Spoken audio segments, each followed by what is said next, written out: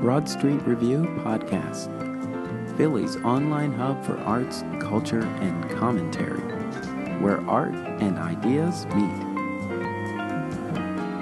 I am your host, Darnell Radford.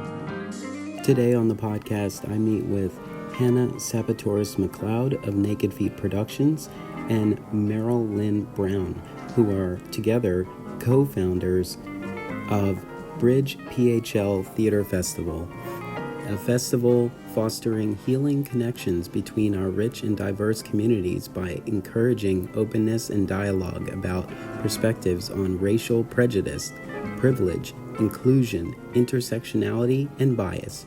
Here's my interview with Bridge PHL Theater Festival. Welcome to Rep Radio. I am your host, Darnell Radford, and today I am in a familiar place. I am at the Community Education Center, known as the CEC.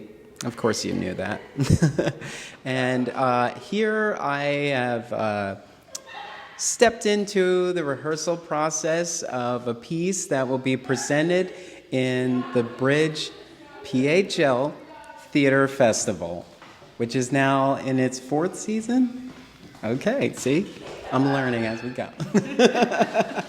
And so I spoke with a couple of people who are part of this festival and realized that I hadn't touched base with Hannah Sapatoris-McLeod in a long time. Yeah. So as soon as I realized the connection, I said, we definitely have to come back and have a conversation. So I'm in the room with Hannah Sapatoris-McLeod and also Meryl Lynn Brown, who together, along with a few other wonderful people, have put this festival together. And we will talk about one of the pieces specifically, but then give a little bit of information about the rest of the festival. So, ladies, welcome to Rep Radio. Thanks, Darnell, so much. So let's first, let's talk about Bridge PHL. Yeah, so Bridge PHL was founded by Merle and myself and Gabby Corsero and a slew of other ladies. I guess we started that conversation in Kathy Harmer in 2015. I think we started that conversation. We started kind of like trying to build something, and then it finally saw its fruition the first season in fall of 2016. The goal, Merle is our spiritual mother, and and we were trying to have more inclusivity in the theater work. We felt like it was too white dominated, and Merle said we need to foster healing connections, and so that kind of became the driving motto of the Bridge PHL Theater Festival. When we first started, we didn't realize how much it was going to be needed. And so there's just not a lot of love floating around out there. Yeah. So we wanted to throw ours out and see if we can magnetize it and bring others in to realize how important it is, not only now, but always, to foster those healing connections, realizing that we do need that kind of conversation, that it's been avoided, tiptoed around, ignored. So now it's in our faces, and the need for it's in our faces. So we were happy. We had to build bridges to each other to get this started. Yes. So I said, you know what? We're building bridges right now, because at one point we're saying, oh, we can't do this, nobody wants to come. So we kept saying, no, let's keep moving forward. So as we can see now, it's desperately, excuse me, it's desperatly needed. Yes. Leap and the net will follow. Yes, exactly. Yeah. Yes, I can definitely understand how nerve-wracking it could be to start something new, especially when you're not sure if you're going to find, if the right people are going to find it, so you just put it out there and hopefully those messages it's a will hard come through. conversation to get people to have, you Yeah. know. White people didn't want to have the conversation. Black people didn't want to have the conversation. There we are, like, let's talk about this. People were like, nope, don't want to. Too hard, too uncomfortable. And that was the learning process too, where we began to just sort of like unwrap our own sensibilities and become the place where it was really safe to, house this conversation and say, yes, this is difficult, and yes, we make mistakes, but let's keep loving one another until we can work through it. Yeah. So you come together and you say, we need to do something. We need to make this happen. What does the first gathering look like? The first gathering of people to decide to do it? Or yes. The first, that was the first time we all met. We were meeting for a little while, drinking wine at a little restaurant down on South Street. I don't even remember. We were down at that restaurant. There was a restaurant, and we had an afternoon. All those people, all these ladies we invited to just have this conversation. We knew that we wanted it woman driven, and then I guess the people who really felt committed stuck it out, and the people who were had other things they needed to do or other pursuits, it kind of fell away, and so the core of us remained. But that was a long time ago. It took a while to get it. I do remember when things started getting a little messy, people were saying, well, what is our job? What should we do? And everybody was saying create art, because that's a connection to people, that's a realization of what's happening, what's taking place, and it's been a fruitful world to create art. Yeah. So really, even though things appear to be bad, it's a spiritual opportunity to jump on something and be in the mix for creating. So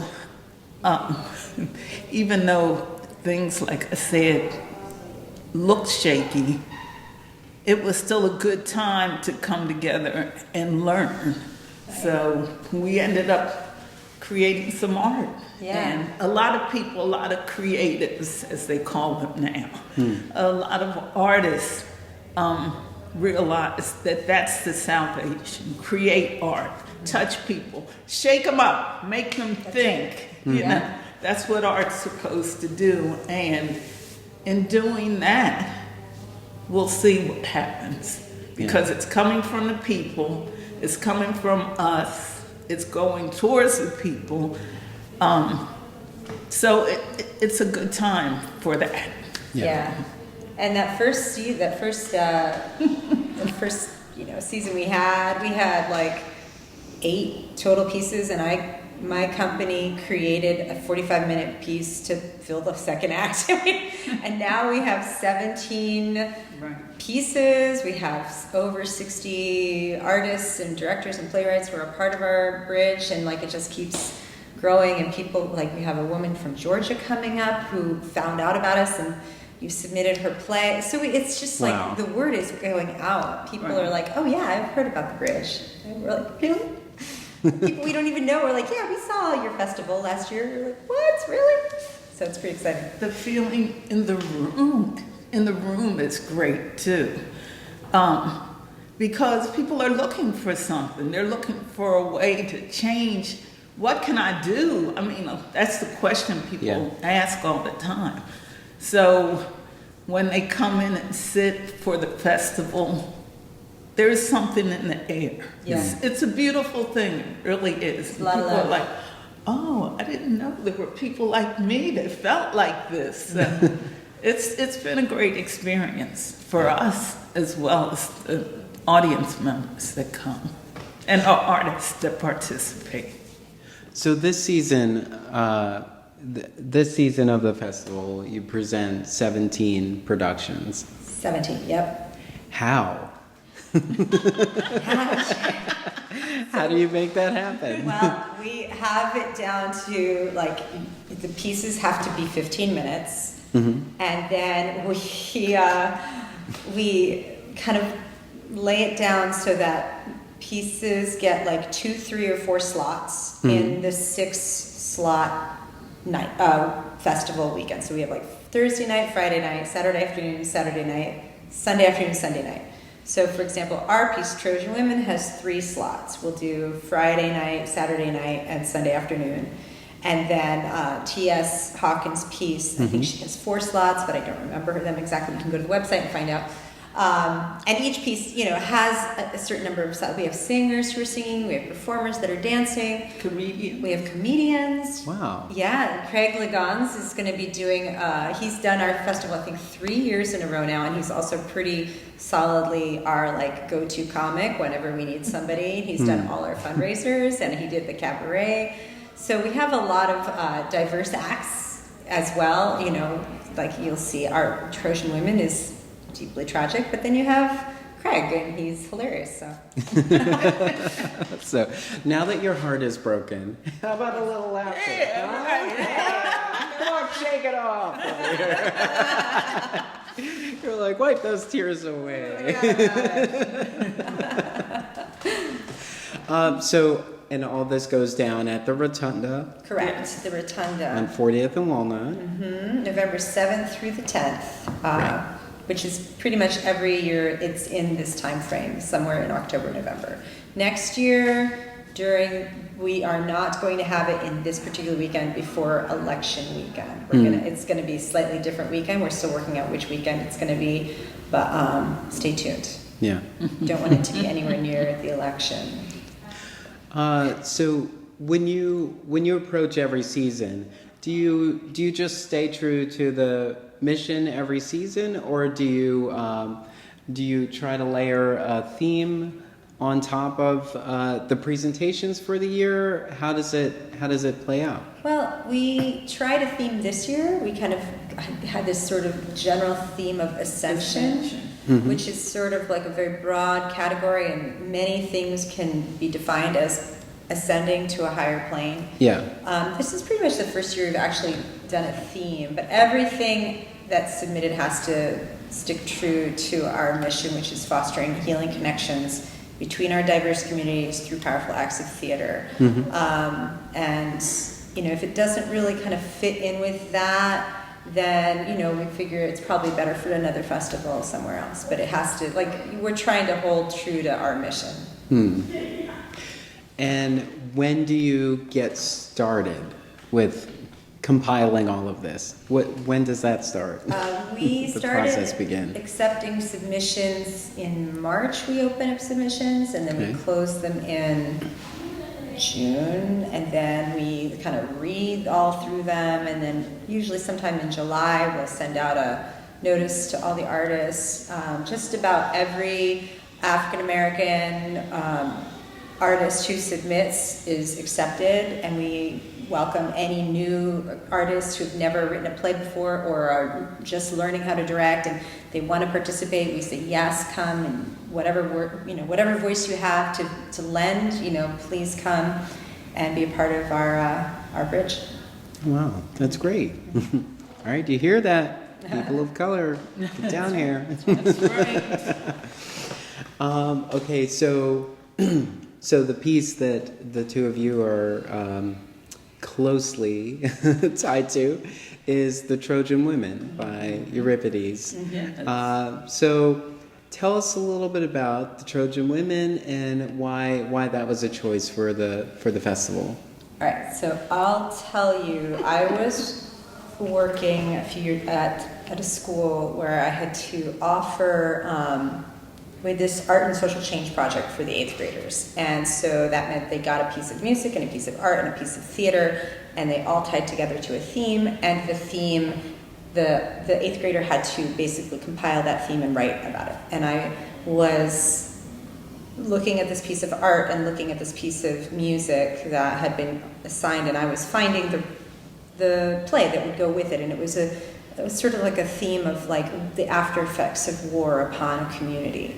And I was rereading The Trojan Women. This was spring of 2018, and I reread it, and I was like, I need to do this with a cast of all people of color. This story has to be told from that perspective, because I hadn't read Trojan Women since like high school or something. And then I was like, and Merle has to be Hecuba. And so that's where that was. And then as soon as I knew, it took about a year to get that all like, mollified in my head. And then, I was like, Merle, you want to do that? And she was like, yeah. So, and here we are. It's not the whole Trojan Women, or we'd be here for like 2 hours. It's like, 15-ish minutes of the Trojan Women. We've edited it down and down and down and down. So we're just telling the story of Andromache and Astyanax and Hecuba, and that story about the child who was killed by the Greeks because he is the Prince of Troy. But really, we're telling the story of black women whose black children are killed for no reason. We're also telling the story of children down at the border who are taken from their homes, and that is the focus of this 15-ish minutes of the Trojan Women. It was amazing how many analogies we could see between Euripides and now. Yeah. And it is crazy how these stories just keep coming back around, and we're saying, see, we haven't learned a thing. They say nothing new under the sun. So, I mean, the older you get, the more you can really appreciate that things run in cycles. Yeah. And here we are again with these issues that I guess a whole new generation has to face and decide how they're going to deal with it. But just when I was reading the script, I was like, I felt children being snatched away in Africa, children being penned up on the border, children in Syria whose whole cities destroyed, and mothers separated from children, and fathers separated from their families. And I mean, it just, when you read it, the more you read it, the more you felt how it affected you. Yeah. So, an all-black cast, even though it's heightened language, it just resonated so much. And Meryl, did you know about the Trojan Women before it was presented? Yeah. You're like, I knew about vague it. understanding. Yeah. We all know about the Trojan Women, right? But we don't ever really delve into the Trojan Women. And here we are. We were just talking about how like nobody does this anymore. The play is really hard. I can't imagine a full-blown production. It's so hard. It'd have to be like 4 hours, and you'd be like, it's so much. It's a lot of emotion. It's deep. So, Meryl, tell us about Hecuba and your thoughts about it, and now that you're embodying this character and the, I guess, the legacy that goes along with it. She was a queen once, as she says, and she's really torn up about what's happened to her family, but also her city. And it's almost more than she can bear. So when her grandson is thrown off the parapets and killed in a new and brutal way, it's excruciating pain.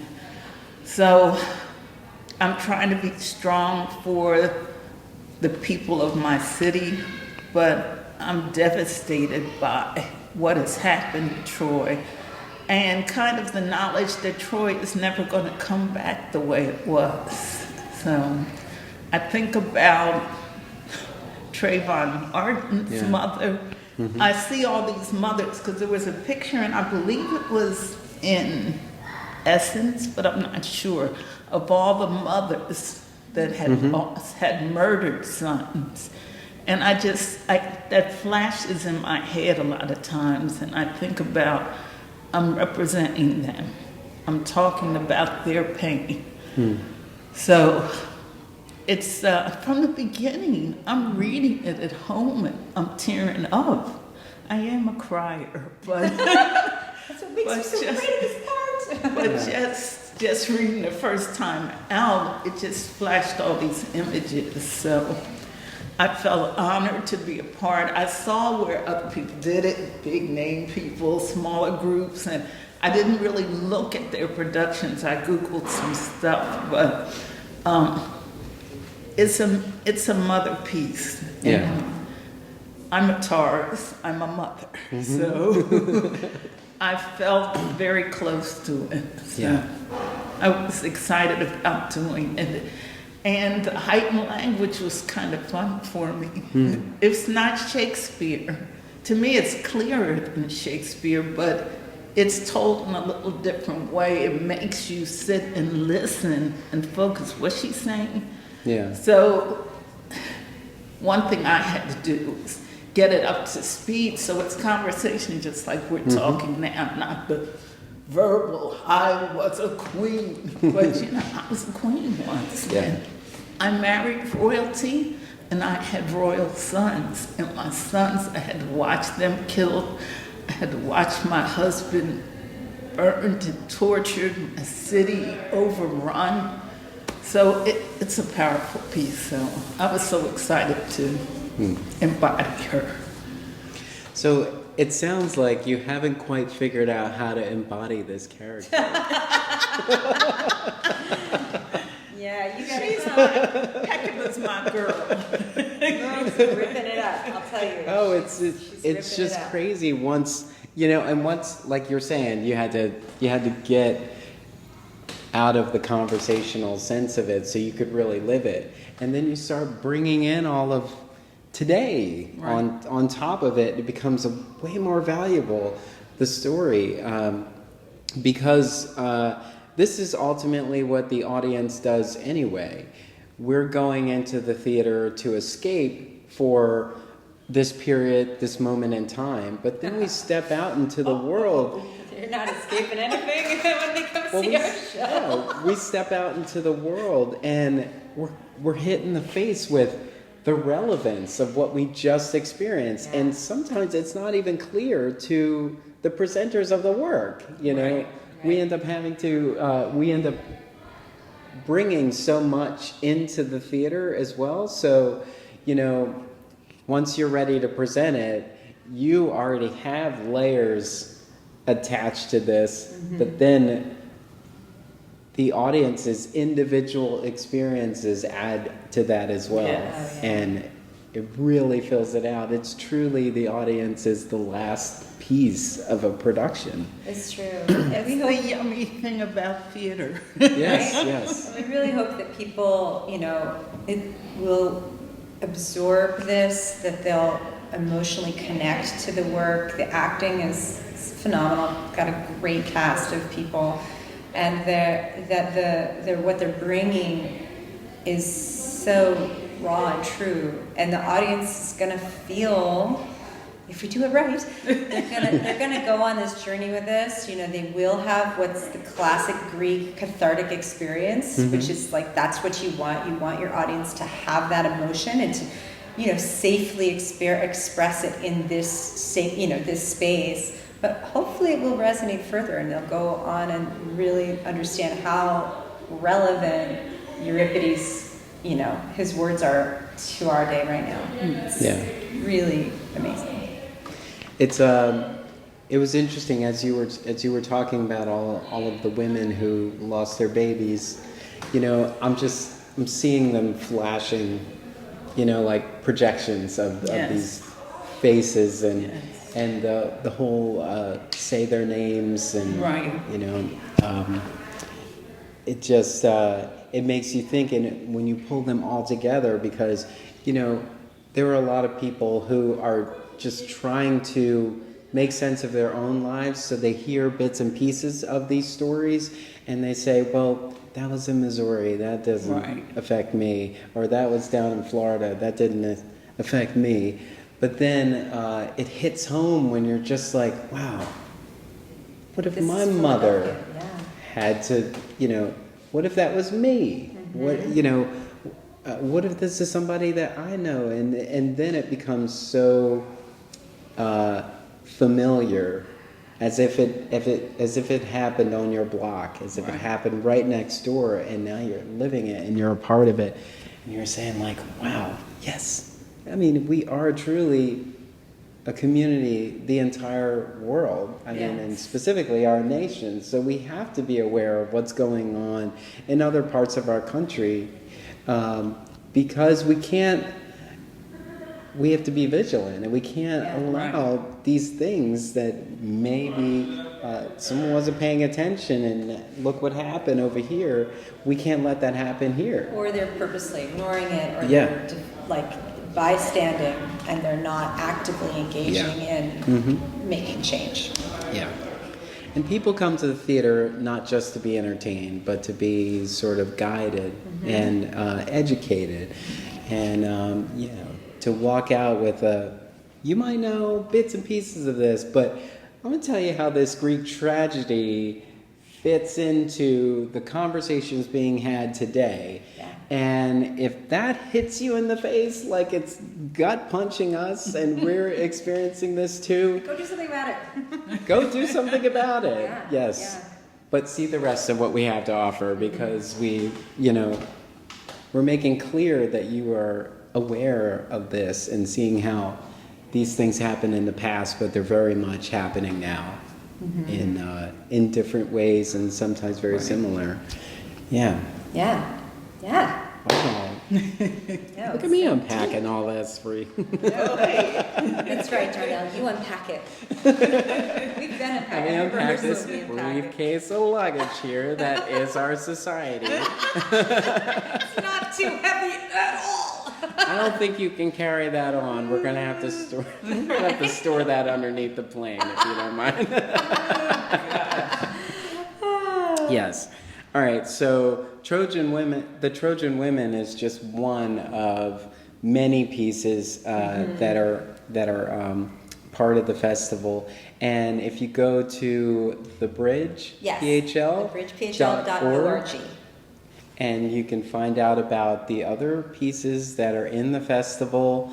I'm going to try to have some conversations with a few other artists if I can at the time. But I'm glad that I had been aware of this as long as I have, and I'm glad I got a chance to come here and talk and unpack it a little bit. And, I'm actually looking forward to being that final piece, that audience portion, to experience this and then take it out into the world, the many layers and the complexity that is our society. So not just our piece to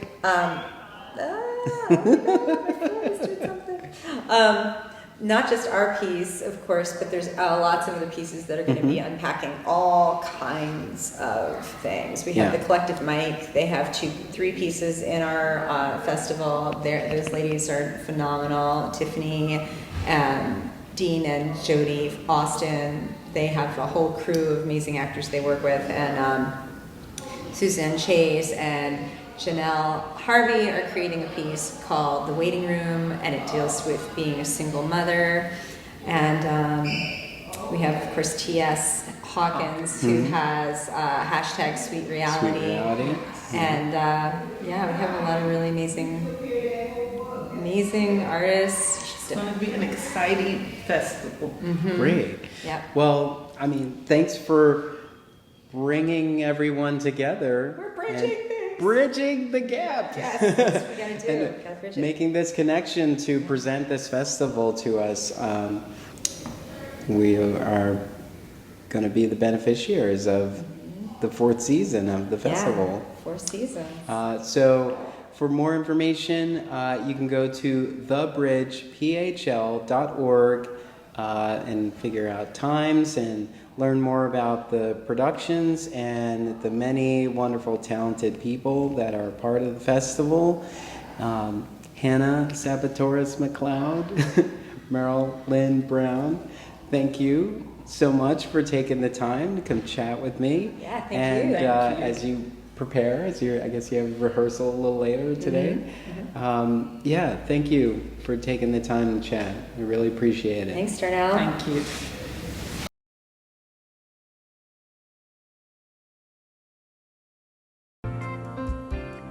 Head on over to our website at www.broadstreetreview.com and click Get Involved at the top.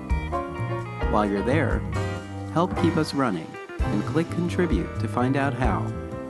Connect with us on social media, on Facebook and Twitter at Broad Street Review. Thank you for helping to keep the conversation going.